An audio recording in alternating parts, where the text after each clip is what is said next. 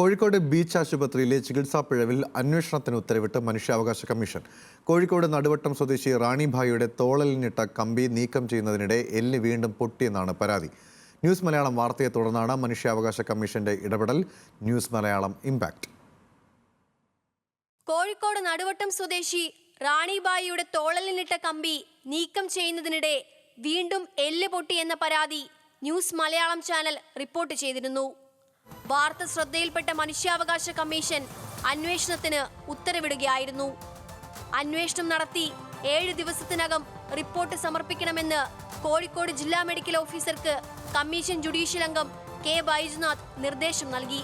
December 21-ന് Kozhikode നടക്കുന്ന സിറ്റിംഗിൽ case പരിഗണിക്കും. വാഹനാപകടത്തെ തുടർന്നാണ് റാണിഭായി തോളലിന് കമ്പിയിടുന്നത്. 1.5 വർഷം കഴിഞ്ഞ് കമ്പി നീക്കം ചെയ്യണമെന്ന ഡോക്ടർമാരുടെ നിർദ്ദേശത്തെ തുടർന്നാണ് ഒക്ടോബർ 30-ന് റാണിഭായി വീണ്ടും ശസ്ത്രക്രിയ നടത്തിയത്. അതിനുശേഷമാണ് എല്ല് വീണ്ടും പൊട്ടിയതായി അറിയുന്നത്.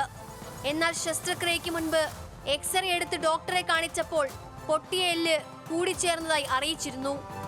ഈ വിവരങ്ങൾ പറഞ്ഞ് റാണിഭായി ആശുപത്രി അധികൃതർക്കും പോലീസിലും ആരോഗ്യമന്ത്രിക്കും പരാതി നൽകിയിരുന്നെങ്കിലും നടപടി ഉണ്ടായില്ല.